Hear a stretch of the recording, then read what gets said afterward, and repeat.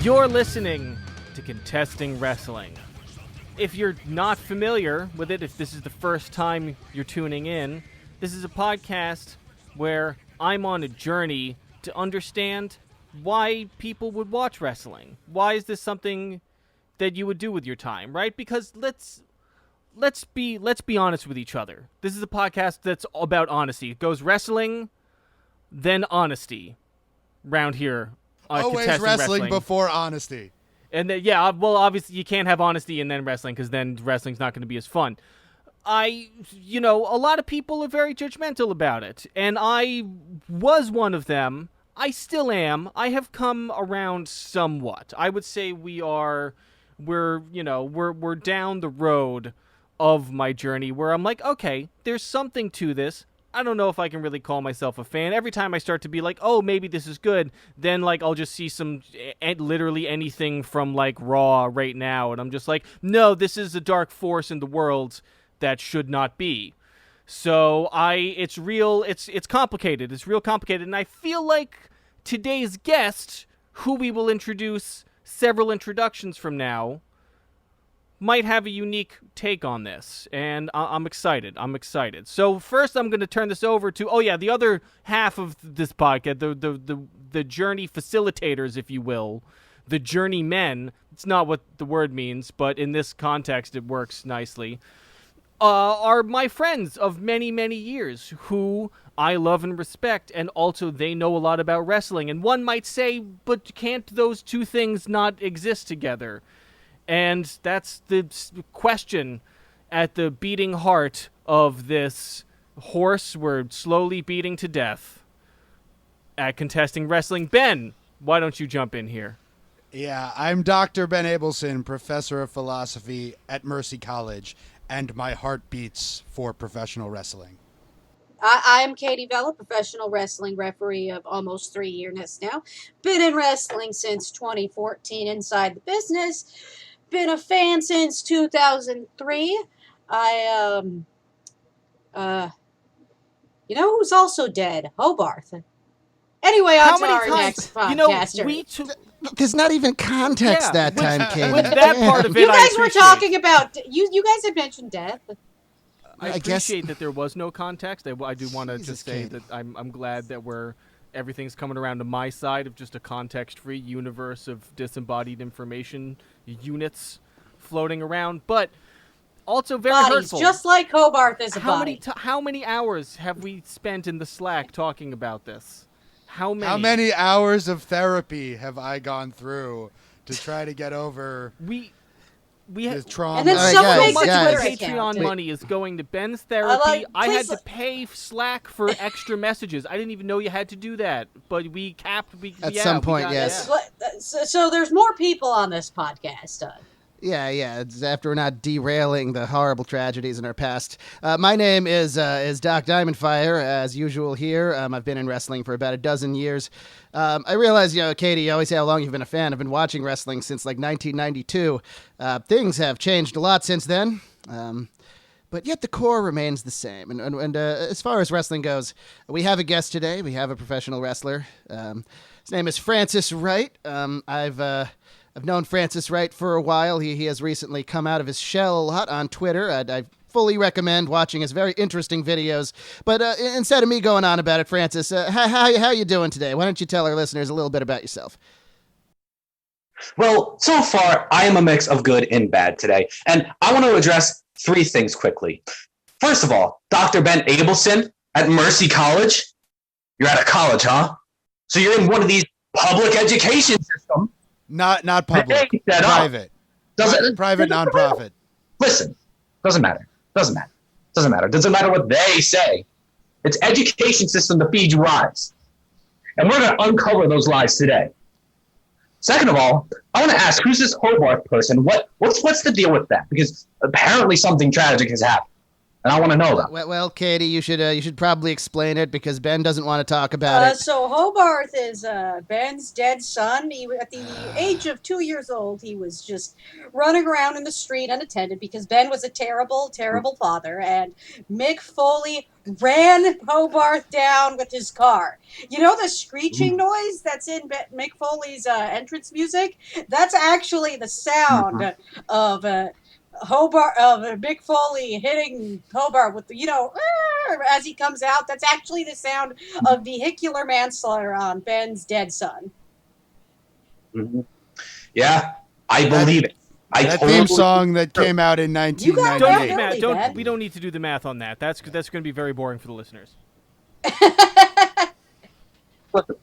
Talk about math. They do the Common Core math nowadays. We're not going to talk about it. We're going to talk about the real issues. I totally believe that Mick Foley is guilty of murdering your son. Intentionally, not accidentally, intentionally. And let me explain why. And Evan, this is where I want to talk to you, okay? I'm listening. I'm intrigued. Well, good. I'm glad you're listening. Because you said things like, I like some aspects about wrestling, but some I don't like. You shouldn't like any aspect about wrestling because they're lying to you. You conflated wrestling and honesty, and there's no honesty in wrestling. Not on what you see on television. Everybody that you do this podcast with, they're not being honest with you. So I'm going to be honest with you, and you need to listen to me. Forget everything you've heard about professional wrestling and listen to me, okay? Barack Obama, right, 44th President of the United States, and Vince McMahon have an unholy alliance. And that unholy alliance is the joining of professional wrestling and the Illuminati. And this unholy alliance wreaks havoc on society at large. Okay? So, you see, degeneracy. It's my turn to talk. When it's my turn to talk, The floor has not recognized you, Ben. Yeah. Okay? I don't even want to listen. You're already disrespecting me. I don't even want to. Francis, it's okay. Take a couple of deep breaths. You're gonna have plenty of chances. We brought you on for a reason. I'm the kind of guy who doesn't think that much that we perceive as real is real. So your messages resonate with me at least a bit. I would say, the closest that I have come to what I feel like is an original thought about wrestling over the course of this podcast is a way that I've described it to people who ask, like, you do a podcast about wrestling, but you don't like wrestling. Why are you doing that? And at first I'm like, it's a lot of complex reasons that I don't know you well enough to get into is usually what I say. But if I do know them well enough to get into it, I'll say something like, it's sort of this organic... It is this form of theater that really organically grew out of lying, right? Because wrestling for 100 years or more, the whole point was it was just carnies trying to sucker you out of money, and we just kind of wound up in this place with characters and all this stuff, and I don't know. So I find that actually very interesting that it is kind of still. They're lying to you. That is kind of the point, is that they're lying to you as opposed to actors on a TV show who are not necessarily trying to actually get you to believe that the TV show is for real happening. Oh, they're lying to you. They're absolutely lying to you, but not in the ways that you think they are. So let me tell you this. You get people like Batista, who's got the triangle with the all-seeing eye tattooed on his chest, and then you get people like John Cena, who can see outside drop-kicking baby seals if you look hard enough. And you have them, and they fight, right? And you have these two people just, right? Yeah. And they cause it degeneracy. Everything is like, I look up to these people, so I should be degenerate. And I'm going to go out and Batista bomb people on the sidewalk. That's how it happens. It makes everybody irrational and angry. It makes people think that the things that are okay are not okay, and the things that are not okay are okay. You understand? I'm going to say I tangibly understood what you said. Yeah, you know what? I'm kind of with you. Mr. Wright, so as a professional wrestler yourself, how do you reconcile your own life choice with this den of degeneracy and evil and lying that you have understood the pro wrestling world? Well, I wish it was easy enough to just say, let's all get along. Let's stop fighting. But you can't do that because professional wrestlers are like cavemen. Why don't you take a time machine to the year 1647 when cavemen were still around, with their nipple exposed and they got the big baseball bat thing? Why don't you go down to that time and say, everybody get along? Try to be a pacifist hippie there. You're not going to be able to do it. 1647 was well after the cavemen, Francis. No, it wasn't. 1647, it was 80 years ago. Well, they had caves. The cavemen were still around. They were men. Yeah, I don't see. I don't see any problem with Right. it. I thought you Thank you. two would get Thank you. along. I'm glad about that. Now, I also want to point out.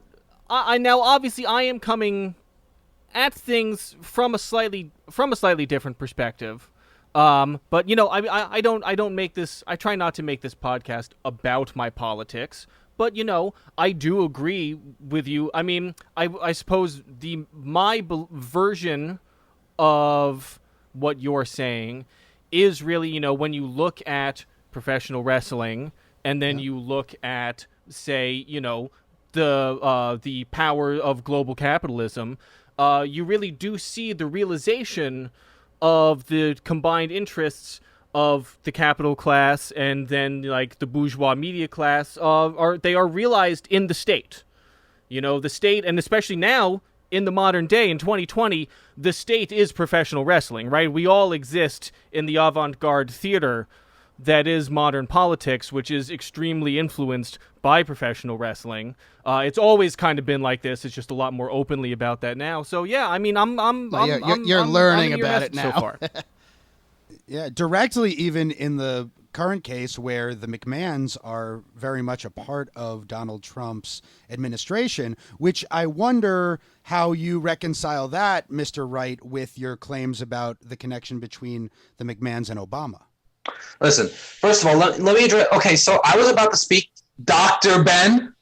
That is your real name. I was about to speak, and then you started speaking. So what's up with that? So I'm not even going to address your question, at least not yet. Okay, let's talk to Evan real quick. First of all, I don't have time for all this knowledge that you learn in public school from a spy drone posing as a teacher about capitalism. I don't have time for that. So let's focus on the real issues here. Wait, are you saying that Ben's a spy drone? Ben! I think Ben, you're are- saying Evan is a spy drone. Ben, are you a spy drone? No, I think he was saying that my public school teachers were spy drones. Like the birds, right? I wouldn't know if I were, would I? You know what people who say that are spy drones. I guess so. So I'm not feeding any information to you. I'm talking directly to Evan right now. So I want to talk about the fact you said, "Oh, it's the year 2020." No, it's the year 1723. That's one of the things that they are lying to you about. Is this like a Philip K. Dick style sort of like it's actually still ancient Rome, even though we perceive this as the 70s because time isn't real and time is in fact the prison that we are all living in to make us believe that reality is one way when it is in fact another way? Oh yeah, they're trying to yeah, man, they're constantly lying about you what reality is and reality isn't. Okay, that's what they're constantly doing. And so when you say they, I assume part of that they is Mr. Brock Lesnar, the lead wrestler in one of the matches we're looking at today. Oh, of course. And I just want to address. Cool. Hold on, I do just want to accept my award for best segue. Oh, Thank you. yeah. Okay, yes, carry on. Yeah. Once again, you're interrupting me too. See, I'm going to still give you Yes. more chances to redeem yourself because you're not a government spy drone, Dr. Ben. But don't interrupt me when I'm talking because my words are more important than anybody else's out there, okay? I'm the most amazing person that has ever lived, and if any of you interrupt me again, it's going to be a problem, okay? Now, let's talk about Brock Lesnar, and let's talk about Goldberg. And let's talk to you, Doc Diamondfire. Yeah. Okay. Originally, I wanted to watch Brock Lesnar versus Bill Goldberg. Yeah. Unfortunately, we had covered that early on. We watched, we've actually watched several Brock Lesnar versus Bill Goldberg All of matches them. on Contested Wrestling. We watched several Brock Lesnar versus Bill Goldberg matches. Yeah, that's the reason. That's an impression of me. Evan has No. actually explicitly forbade us from showing him more Goldberg unless he permits it. I choose to not recognize the physical existence of I Billy said don't interrupt me. I mean, Here's the reason. Here's the reason. Here's the reason why we're not watching Brock Lesnar versus Bill Goldberg. It's not because, we watched it before. No, that's not the reason. Okay? Brock Lesnar versus Bill Goldberg from WrestleMania 20. That's a fantastic match because that's before Brock Lesnar was corrupted by the Illuminati. And in the match that we're going to watch today, Brock Lesnar versus CM Punk, he has been corrupted by that point. And how can you tell the difference? Because he's got a giant phallus on his chest. So my question... That's certainly what that is. My question to Doc Diamondfire: why do you want to watch a match where Brock Lesnar is corrupted by the Illuminati, but not one where he wasn't? So what are you hiding? What are you up to? I'm just saying we watched the other match, so I don't want to get like I don't want to repeat ourselves on the podcast. Okay, Mr. Wright, you know. What's the real reason? Government spy drone. You will get your chance to ask your question. What's the real reason? Not the lie that you've been telling everybody. What's the real reason? I mean, I'll take a shot here and say that if because wrestling, they're lying to you. Wrestling, they're not respecting you. And to me, the biggest lie that I have ever seen wrestling try to tell is Bill Goldberg is fun to watch. Mm-hmm. Right? Like that's a lie that insults me. I feel insulted by Bill Goldberg when I watch his matches. And I understand that for many wrestlers there's a sense of nostalgia. Nostalgia, of course, is the fertile soil within which the seeds of fascism take root, which is why I don't believe in it. And I look down on those who, experience it. But, yeah, that's my answer. Yeah.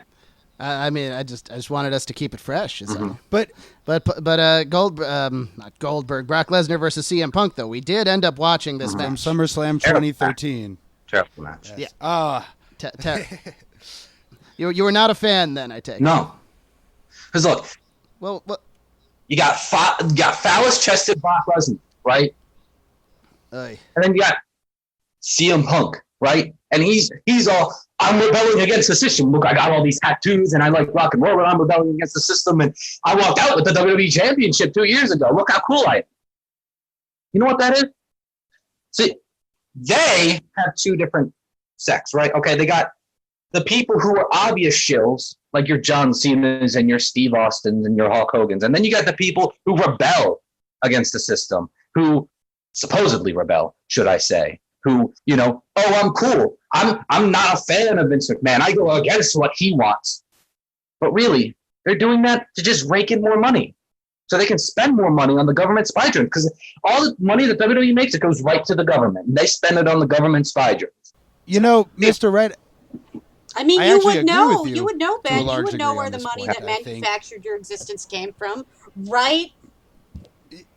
Yeah. Hmm? I mean, but the corporate co-opting of rebellion and revolution and all of that stuff is a very real thing. Mm-hmm. The presentation of characters as rebellious who, as you point out, are really just making more money for the giant corporate megalith that is WWE is definitely the case. I mean, CM Punk, on the other hand, is slightly a different story, given that he did eventually walk out altogether.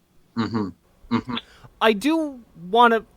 I will say this was the first time I ever noticed something in particular about CM Punk that could play into this. Because as we all know, Brock Lesnar, I mean, they say he's from a farm from Ontario or wherever. I think Minnesota originally, and I Minnesota. believe now he lives in Saskatchewan.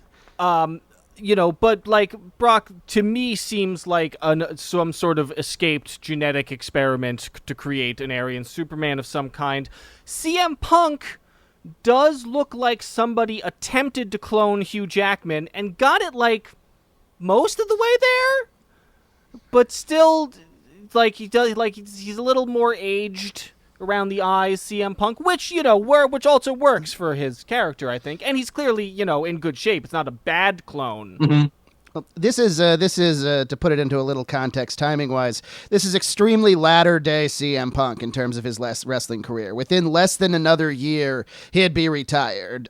He was very beat up and very tired, and he's aged indeed. You know, he looked like he was in good shape, but he didn't look like a Superman. And indeed, his back really hurt. He was about ready to crack.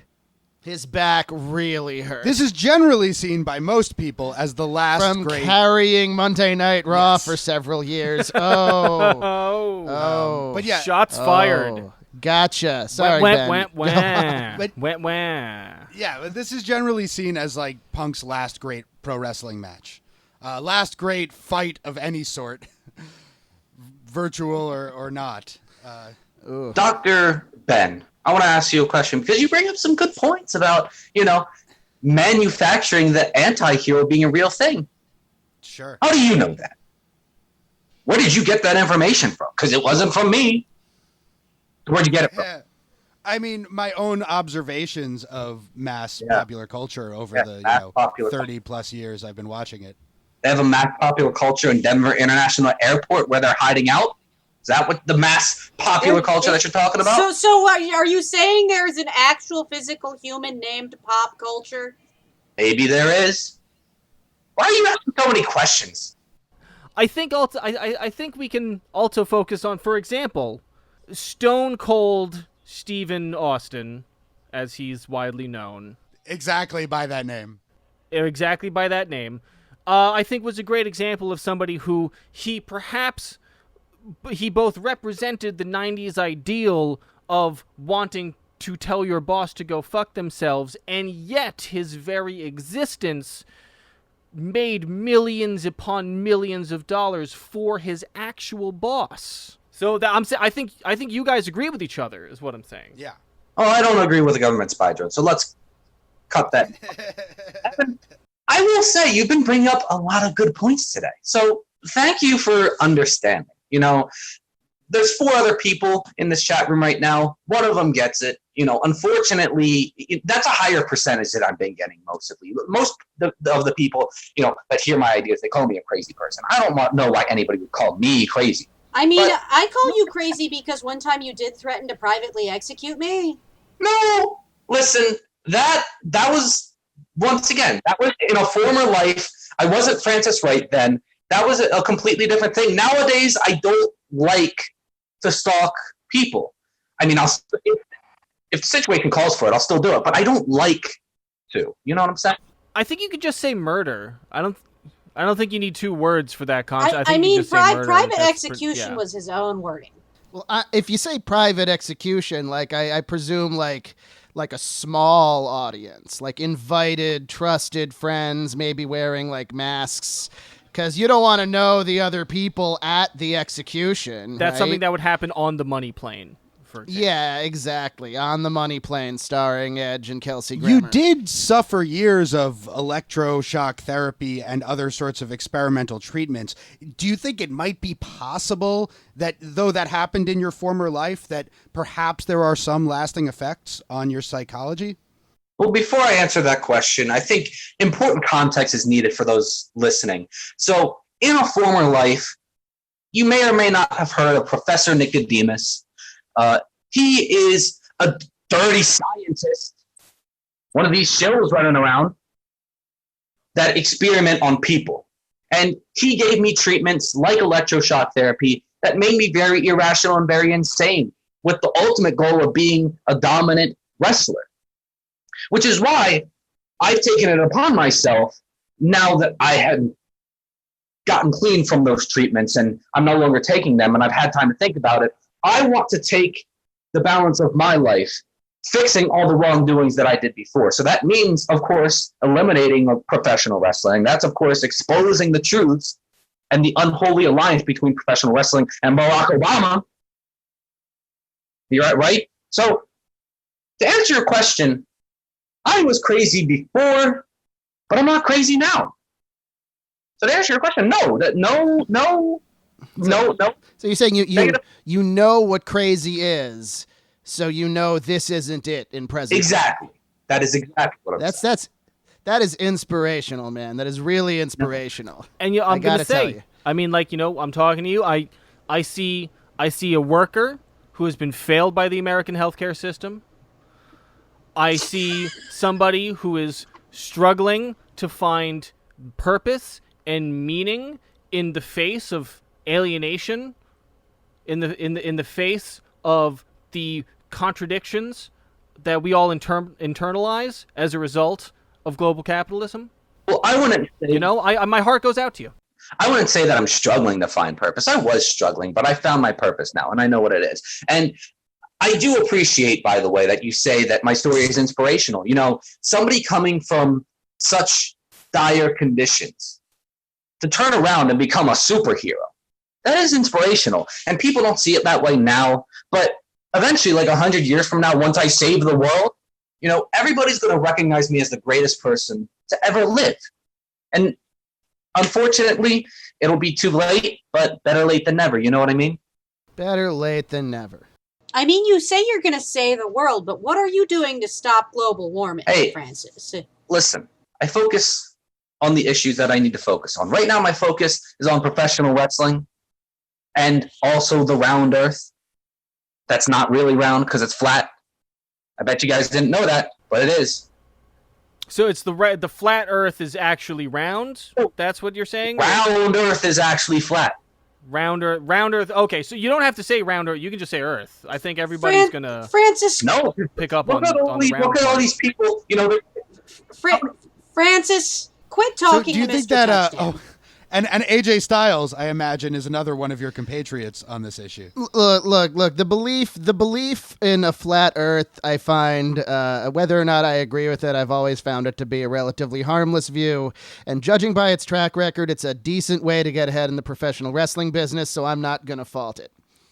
Now, I do want to ask, like, to get us a little. We are a wrestling podcast, and we did watch some wrestling. I want to ask now, Evan, directly. What did you think of Lesnar CM Punk? Because Okay. we do want to see what Mr. Non-Fan over here thinks of every piece of media we coerce him into watching. And so, yeah, we watched this long, main event that wasn't really the main event of CM Punk versus Brock Lesnar.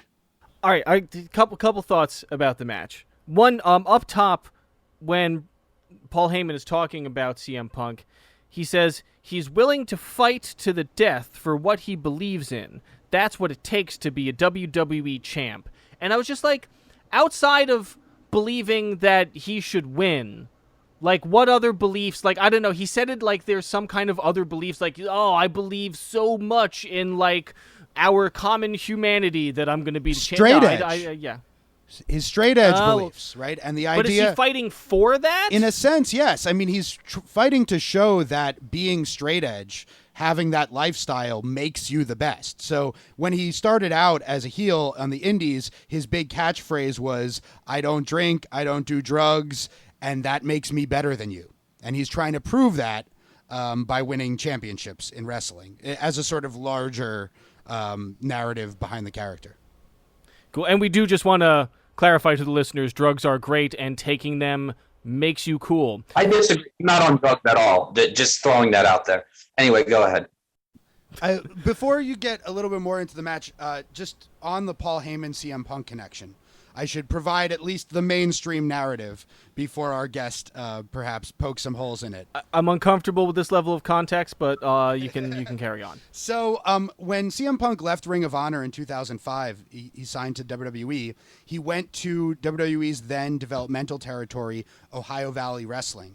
And just, I don't know if it was coincidence or Heyman was part of him being signed, but Paul Heyman became the main booker of OVW at the exact same time, pretty much.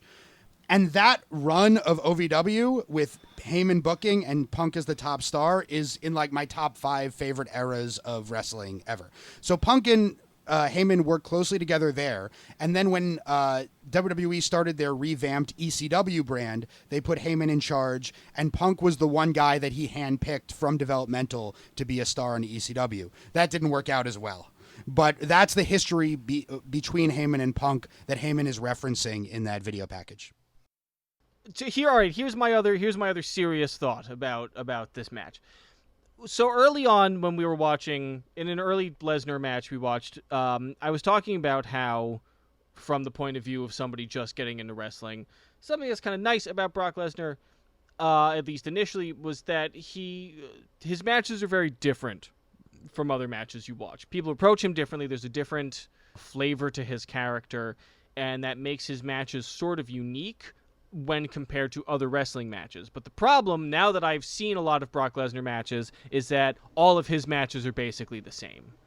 Like, there's really, like, they're kind of like, they're not exactly the same, and maybe occasionally you get, like, you know, Daniel Bryan figuring out a way to use the one style of Lesnar match in a way that's interesting. But I don't know. It really is just like, it's like, okay, like, the person's going to get the shit beaten out of him, and there's a 10% chance that they barely squeak by somehow and beat him, and a 90% chance that they just get obliterated. And it has a very the samey rhythm to each. I had a feeling you were going to say that, Evan. I think what makes this match special is mostly the interaction between Punk and Heyman. Yes. Within the sort of tornado that is Lesnar just beating the crap out of Punk the whole time. Punk at this point, and for the last chunk of his career in the WWE, after he had lost the WWE title, seemed to be trying for the first time in his career, really, to capture that WWE style, straight ahead good guy. And it was the one thing he really couldn't do. He could do it fine, but he couldn't do it as well as like John Cena, who was always able just to, his blank stare and catchphrases. Or even Daniel Bryan. Just able to do that. Or Daniel Bryan. Everybody. That's also because like Punk is a very driven guy. Punk can be a very inspirational guy himself to a lot of people, but Punk isn't really a nice guy. Yeah, I was gonna say, yeah. Punk, like, I don't know. I would love to hear if there's backstage story or anything like that. But like, Punk seems like a guy who just can't wipe the being a dick off his face entirely. Like, he can't. It's always there. You've nailed it. We've almost purposefully avoided CM Punk so far on this podcast because one day we're going to have kind of a gigantic Punk explosion because he has one of the most interesting careers beginning to end in the history of wrestling, and it's going to take some unpacking. If we're done talking about that all for a second, let's just reiterate, it's the man with the phallus. And it's the, shill who poses as a rebel. Let's talk about Paul Heyman. Let's talk about the fact that he, for years, ran ECW, which is this company that was built upon being violent.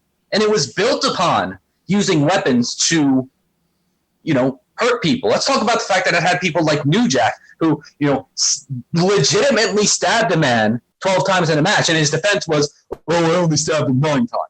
Let's talk about that. So if we want to add to the fire, we got the 2 wrestlers that I mentioned, and then we got Paul Heyman. And then we got Michael Cole, presumably on commentary, and everybody dislikes him. I mean, that's probably the most factual thing you've said on the show so far. Nobody likes Michael Cole. It is kind of a universal. I mean, if we're going to talk about class struggle, and I'm going to talk about that, I mean, what better example is there than wrestling, right? What better example of the exploitation of workers, the degradation of the human body and the human spirit for the purpose of profit, for the purpose of spectacle, and like who makes the money? It's like there's some of the middle managers who are the lords of the fiefdoms that Vince McMahon, conquered, right? Like, Paul Heyman, he's thrown some scraps in exchange for subservience to the master, that sort of thing. Like the commentators, I'm sure, are all allegedly accomplices to major crimes that have been covered up by the McMahon family. I say allegedly, to get Michael Cole for sure. I didn't even actually know anything specific, and there you go. There's a great, of course, one of those guys, murdered somebody. Or not actually. That's not that. The problem by the end, not that. The problem by the end of the idea that CM Punk was this rebel is that the main thing he was trying to do was break into that top echelon of money that he felt he was owed by Vince McMahon and the WWE. And he left when he realized that they did not see him as one of them, but just another playing piece to push around as they saw fit. You know, and like, I mean, I guess that's kind of rebellious, only making a few $1 million and walking away instead of hanging around until you're like so physically damaged you can't move anymore and you made a couple more $1 million. And hey, man, you know, look, as you get older and you got medical bills and you got shit that you got, you know, like, look, I can't hold it against Chumbawamba, right? If you don't know, right, listeners, right, Chumbawamba had a song that we don't need to address that was very popular at one point in the late 90s. Look, and they got knocked down and they got up again. 25 years ago. Never going to keep them down. What people don't realize, Never, and this ever. is, I'm 100% absolutely serious here, is that they were an anarchist punk collective from I think East London for years, who would, like, they put out an album called Pictures of Starving Children Sell Records to make fun of Live Aid. Even when they actually had the one hit song, like the guitarist went like on like the Tonight Show or whatever and like talked about how, like, you know, we need to overthrow the or like, or no, I think he said it's good when police get shot or something like that, which in like 1997, that's on like, you know, the British version of Jay Leno or whatever. It's a big thing to do. That entire album is. Oh, sorry. No. That entire album is full of bangers. Is it? I actually don't. I like don't remember. Do you suffer from long-term memory loss? That's I don't remember. Yeah, no, I got that album. It's got some toe tappers on But it. I'm just saying, you know, you can only hang out in the squat for so long before you're just like, I do need to see a urologist. And while we should make that service, you know, free at the point of service for people, you know, I get it on an individual level why, you know, you'd want to sell out after a while. Francis looks mad. Yeah, I am mad because you're all talking about all this music that's supposedly good. All music out there, it's another tool that they use to control you. Is there any music that you enjoy? Yes. Well, In fact, two things, okay? I myself am a singer, and I think we should close out this podcast when we're done with my beautiful singing voice. I did hear some of your bangers on Twitter, and they were bangers. Yeah. Yeah. We'll throw it directly to you to close this out once we're done, for sure. Great. That sounds like a great idea. Yeah, solid 7 to 10 banger to clanger ratio. Yeah, which is what you want. And second of all, not wrestling related. Do any of you know who Ice JJ Fish is? Anybody know? No. I can't say it never rings a heard bell. of him. Wasn't that Ben's cousin's rap name? No, he was just ice water. Oh, okay. Water, Okay. water, ice.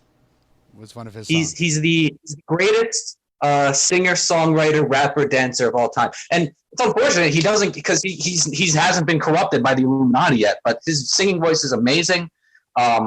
He doesn't get the recognition he deserves, but he gets the recognition from me, and I've modeled my singing voice after him. So you should look him up sometime. Everybody listening to this, look up Ice JJ Fish. He's amazing. Ice JJ Fish, cool.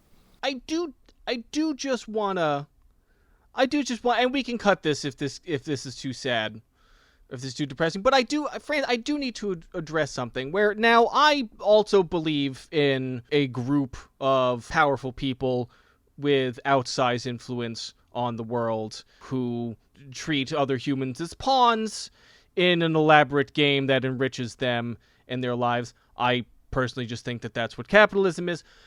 Oftentimes, when I meet people and they talk about the Illuminati, sometimes they mean the Illuminati, and I believe that you are somebody who you mean the Illuminati when you say it, but you understand that there are some people who they mean, you know, the Jews.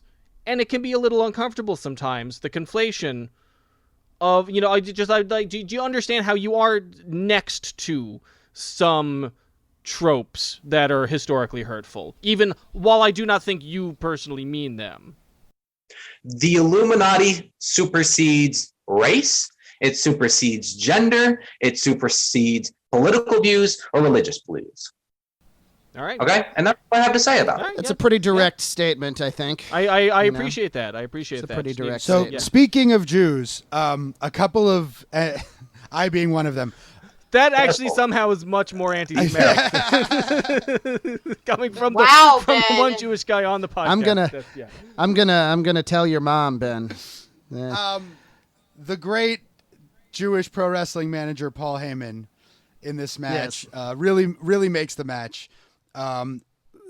By interfering constantly, it's a no disqualification match. My favorite moment in the whole thing is when he's trying to get in the ring with the chair and Punk steps on it, and he's just ineffectually slapping at Punk's knee to try to get him off the chair. I thought that was great. My favorite Heyman moment in the match is just like when he just jumps in and literally just jumps on Punk to stop a pin, and Punk looks at him, and Heyman doesn't even have to say a word; just his face tells you what he's saying. Like, "What me? I just tripped and fell directly onto you and punched you in the face. It was an accident. I swear." I feel like Paul Heyman's stats are slightly above that of a ref, but still way lower than the lowest wrestler on the card. That's a good Yeah, assessment. it's a good assessment. Yes. He has 10 hit points. That's what you're talking about are manager stats. Which, like, if we're talking about, like, from a Dungeons and Dragon type perspective, the refs have the lowest stats. Managers are a couple steps higher. Valets, I think, have very, very low stats, too. Like, one hit and they're dead. The Punk and Heyman's faces really tell this entire match, including Great face acting in this match. including Punk's face Yes. hitting the chair when Brock Lesnar F5s him on it to pin him in the end. But Very well done. I did appreciate just there was a moment fairly early in the match, the first time that Punk really goes for Paul Heyman, when Brock, who's like lying there like really injured, gets what I can only describe as "stop punching my dad" energy, and like leaps up to defend Paul Heyman. The relationship between Heyman and Lesnar has always been a very interesting one. Heyman described it once, on screen as Brock Lesnar doesn't like people. I'm his best friend, and he barely tolerates me. yeah. And to your point, that's- Evan, that's just it. let's not underestimate or undervalue Lesnar's facial expressions as well. Just like the look, absolutely sadistic look he has when he's going for the chair before Punk jumps on him and everything else. He a little bit has the same thing that Dean Malenko had in that because he is generally not a very expressive person, when he does express himself, it's pretty meaningful, even if he only has a very limited range of emotions and facial expressions. I can dig that, yeah. All right, so that's CM Punk versus Brock Lesnar, but we watched one more match. Francis, what's the second match you brought to us that we watched? Brock versus CM Punk, -6 out of 10. Negative 10 out of 10. 17 match coming up. That's Theodore Long versus Eric Bischoff from Survivor Series 2005. And let me tell you why I love this match so much. So here's what you don't know, why the match really happened. So Vince McMahon at the time was stepping down. He says, I need to take a break. It ended up not happening, but this match was to settle, who am I going to put in my shoes to beat Barack Obama? Okay, that's what was going on. So that's why the two were fighting. Okay, why I like this match wasn't any of that. It wasn't the match itself, but it was the fact that at the end of the match, the Boogeyman, he's one of my better friends. He's very misunderstood. Some children are scared of him, but some children are scared of me, and we're both excellent people. He's just misunderstood. So he's one of my, best pals, and he comes out and he puts a stop to it. And I really enjoyed that. So, good time. Teddy Long has some sick dance moves in there too. I feel like, Eric Bischoff, irredeemable. But I feel like if Teddy Long took the proper steps, he could redeem himself from all his past wrong. From being To your point, Mr. Wright, this whole Raw SmackDown rivalry, and this was one of the first Survivor Series, I think, where they played that up, is again this example of an artificial rivalry that really just benefits the larger company, right? There is an actual competition between the two brands. And this is something that the WWE trades in. Well, government spy, John, you make a very good point. If they run twice the amount of shows and they create a false rivalry, they make twice the amount of money. And of course, once again, where does that money go? So that's a very good point.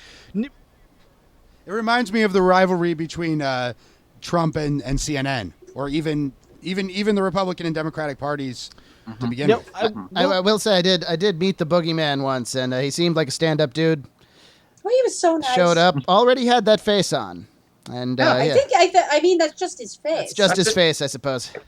Yeah. And I'm like, can we just touch on the fact that there's two refs in this match and it serves no real purpose? It makes each of them look worse when they can't, like, get rid of when they jointly can't get rid of Palmer Cannon on the outside. Speaking of, Palmer Cannon sure did exist. Yeah, shout out to Palmer Cannon. Yeah, Yeah, I had forgotten about him. he was there for like Most a people month. did. Yeah, I mean, he's the one that notoriously quit because of how bad JBL was hazing him, and just was like, That's I'm right. not dealing with this. I don't have to deal with this. This is fucked up. I quit.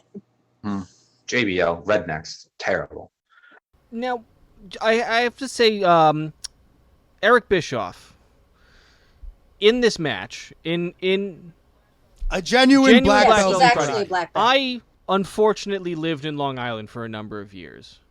I am not from there, just to make that clear, but I did live there for a period of time. And Eric Bischoff reminds me of a very specific type of dude who lives in Long Island, which is a guy who runs Taekwondo studios out of strip malls, but has to move from town to town because his Taekwondo dojo inevitably closes because he hits on too many kids' moms. So it's like a Taekwondo version of the Music Man, except he's not as much of a scam artist and more a creep. I was going to say, I don't remember the Music Man very well. I don't remember a lot of sexual harassment, but I was very young at the time, so it could have gone over my head. I mean, in the Music Man, he goes from town to town selling, like, musical instruments and music lessons, despite not knowing anything about music. He's just a con salesman, and he goes from town to town because eventually he has to, like, run out of each town before they chase him away. I guess that seems like that definitely tracks with what I'm saying. And in case you're like, that seems like a very specific group of people, that's 8 to 9% of the population of Long Island, at least the male population. And if you don't believe me, go spend one day there. I'd rather not. Yeah, no, actually, no. That's the first time I've ever said something in jest in this podcast. Don't go to Long Island, people, for any reason. Yeah. It's a shame that we have so many people scamming people, creating all these evil schemes. That's why, in fact, I created a plan to distribute mind control protection. And basically the way that this works, mind control protection, one of these, you should all be wearing it, but whatever, it's too late at this point.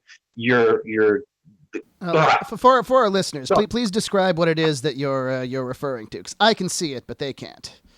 I'm wearing my mind control protection. That, of course, is more commonly referred to a tinfoil hat. And what I do is I have a surplus of tinfoil rolls, and what I do is I find people who believe in my truths and are willing to give me $1,000. And what that $1,000 does is it gives you 11 rolls of mind control protection, 11 rolls of tinfoil. One of those rolls is for yourself. 10 of those rolls are for your role as my degeneracy cleansing assistant. And what you're going to do is find 10 people who believe in my truths and are willing to sell mind control protection to people they know.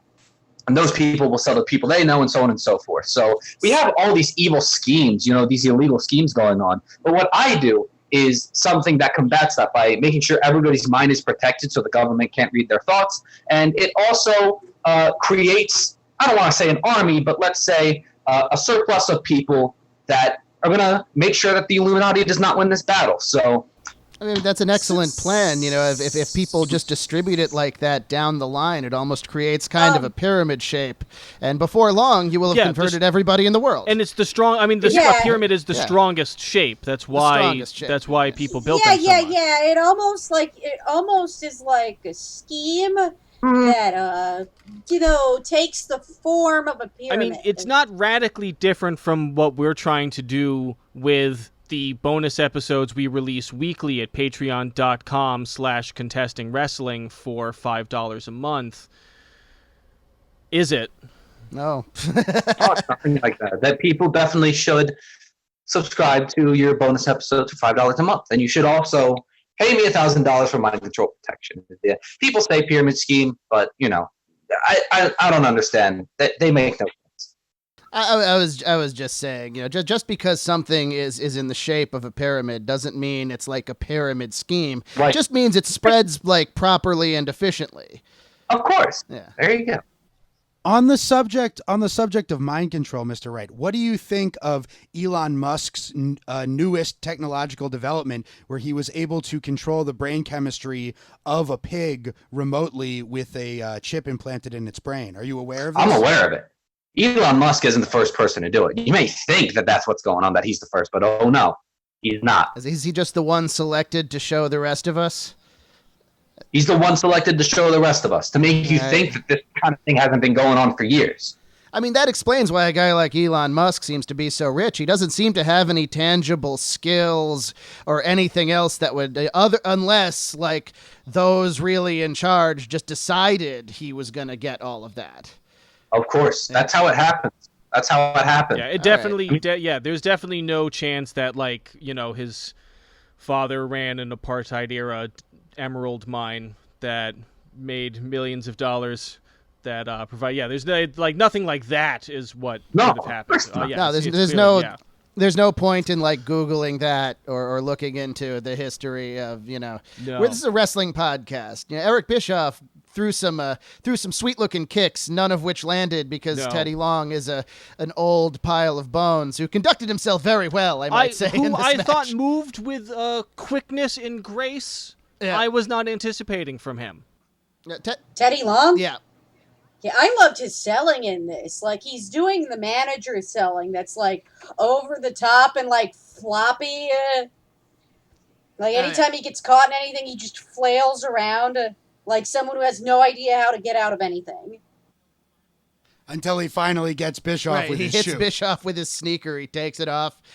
Old manager trick. Get in the shoe. He learned that from Sherry. Yeah. But once again, we see, two people in a power struggle that, I mean, yes, itself is also only going to make money for Vince McMahon, but then also they have to drag the working class, here represented by the Boogeyman, into it to do their dirty work. And I don't think the Boogeyman got anything out of this deal.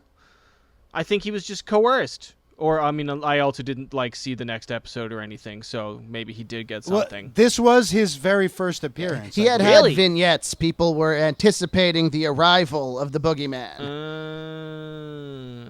He's coming to get you. Yes. He sure is. With his big pump handle power slam that he hits Bischoff with to get Teddy Long to win in the end. Holla, holla. I wouldn't say... I would disagree. I wouldn't say the Boogeyman was coerced. I think he was doing the right thing, even if people didn't recognize it as the right thing at the time. I recognize it as the right thing. Who were you rooting for in this match?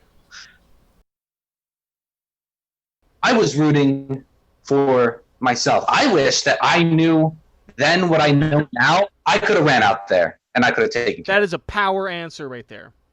And you don't mean that you at the time, like at the age you were, that you mean you could have walked through time as if it were mere, fog and gone back and battled them yourself and won. Of course, yeah.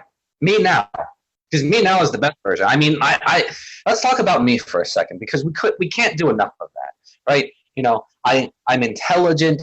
I'm a superhero. I mean, I'm not one to toot my own horn, but a lot of people say that I'm the most adorable and attractive person they've ever met. People profess their love to me all the time. I literally saw someone on the internet on a random forum that I was lurking on, just browsing threads, be when you revealed your new form, say spoiler, Francis was adorable the whole time. Right. That's not a joke. I actually saw someone say that. Nobody's here to argue against your boyish charm. You got that smile going for you, too.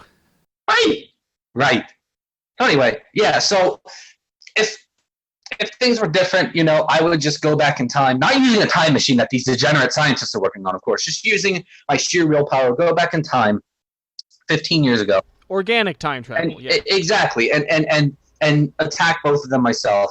And then go backstage and take Vince McMahon out as well. But sometimes things can't change. Boogeyman was there to do the work, and I'm forever grateful. I mean, really, what would probably happen is your spaceship, your time machine, would apparate above the boogeyman and crush him. Maybe, but a few casualties here and there. As long as the greater good is fulfilled, whatever. Did you talk about what superpowers you have and I missed that? I don't have any superpowers. It's just that my willpower is so high to complete. I must save the world, right? My willpower is so high that there's nothing that anybody could do to stop that, right? I mean, so Batman doesn't have any superpowers. You don't necessarily need superpowers to be a superhero. That's right. That's right. My power is knowing the truth. The truth is out there. The truth is out there. Now it is, because of me. Thank you. You know what? You should all thank me just for being here. We do thank you for being here. Yes, thank you, you for the show. Yes. We genuinely super appreciate it. Yeah, you genuinely appreciate it. You should. So, okay, so those were the two matches. How about Well, before we end, there was one other thing about okay. the match I wanted to point out. This is the beginning of something that was very fun at the time, but was really overplayed by now, certainly. The bickering between announcers. We hear Jonathan Coachman and Michael Cole representing the Raw and SmackDown brands, respectively, going at it verbally. And that was really fun at the time. I think it really started between Cole and JBL on SmackDown. Well, it maybe, started when JBL would Taz. just insult whoever he was sitting next to, and whoever he was sitting next to wouldn't push back. Because they did this as far back as there have been heel announcers. Bobby Heenan and Gorilla Monsoon used to do it, except Bobby Heenan and Gorilla Monsoon would sell for each other. None of the modern announcers sell for any of the other announcers. JBL sounds like it stands for jerk butt loser.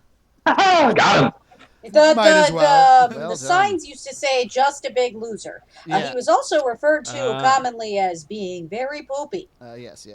We'll talk. Or maybe like giant bastard.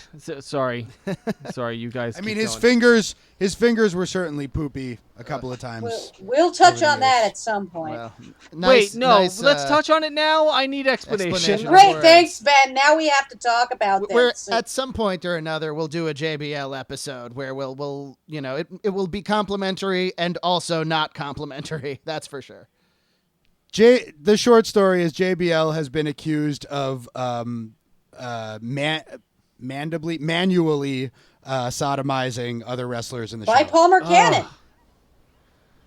Yeah, Palmer Yeah, Cannon, right? That's Palmer right. Cannon's the one that said that shit happened. Palmer Cannon. Oh man, I think that's Yeah, well, he was one of them. It was probably I think it was multiple. Well, dudes. it's the kind of thing I that think so, that too. was an old locker room thing. You'd go up behind somebody Yeah. when everyone was soapy, and you'd poke them in the butt, and everyone would laugh, and it was it wasn't cool. And now most places people don't do that anymore, but it's that's the psychology of it, it's in the same universe as the sack tap. Exactly. It's perhaps a bit more aggressive, but it's the same kind of thing.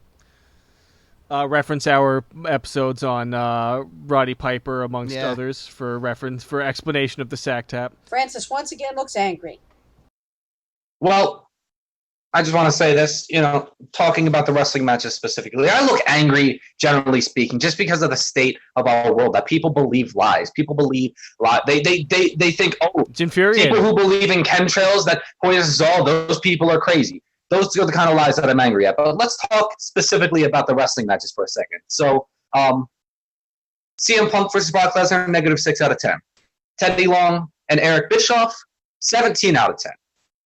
Francis Wright, just as a person, 1,007 out of 10. Bold. There you go. Bold. Respect. So You should. I was gonna say, Evan, do you wanna plug all of our pluggables, and then we'll have Francis sing us out? Yes. Yes. Excellent. This has been Contesting Wrestling. Really one of an episode where we actually got to contest a wrestler. It's something that hasn't come We're up trying very to get often, it to so- happen more often now that we've given Evan kind of a baseline of wrestling knowledge. So look for more guests in this space over the coming months. But if you enjoyed this, you should follow us. check out our aforementioned Patreon, patreon.com/contesting wrestling, money. where we put out a whole bonus episode every week for $5 a month. There is also a $1 thank you tier where you get to hear the main feed episodes a couple weeks in advance, even if you don't get the full bonus episodes themselves. You can follow us on Twitter at ContestingW. Please hit us up. Let us know what you think. Let us know if there's anything we should cover. Let us know if there's some perspective on wrestling that I'm missing. Feel free to That, engage. You know, yeah, exactly. That all that good stuff.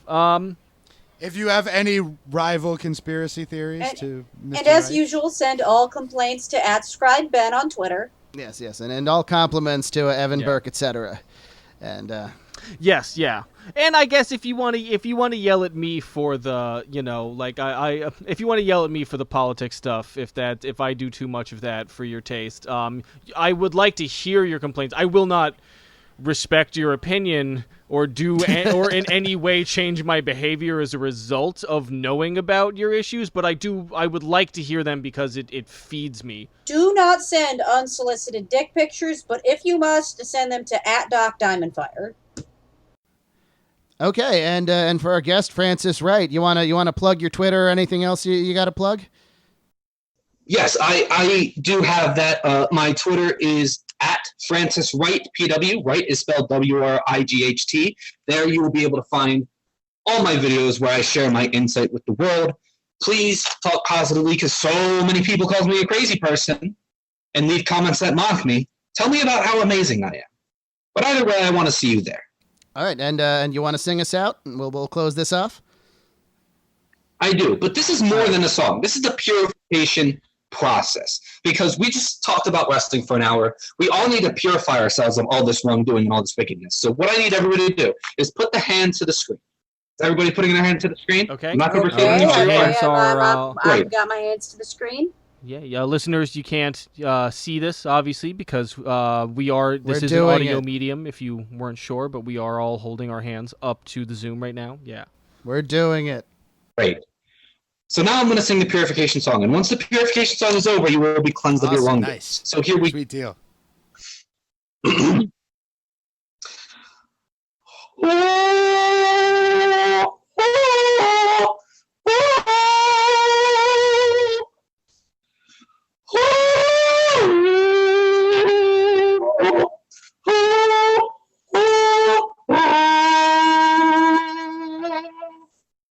And there we go. Don't you all just feel lighter?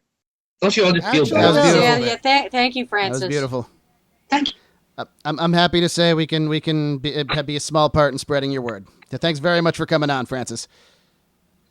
Thank you for having me accept the government's by Yeah, Joe. Ben. Ben. Yeah, well. Sorry, Feeling it's good. really weird. I feel like I suddenly can't remember like 85% of my life. It's so I don't know what's going on. Anyway, it's so weird. Also, like even most of this episode is pretty fuzzy to me. It's as if it's Well, we'll have pretty to mu- listen to it It's back. as if it's pretty much just been wall-to-wall wrongdoing from a very early age for me. That said, this has been Contesting Wrestling. Thank you. We love you. Bye. Bye-bye. Peace.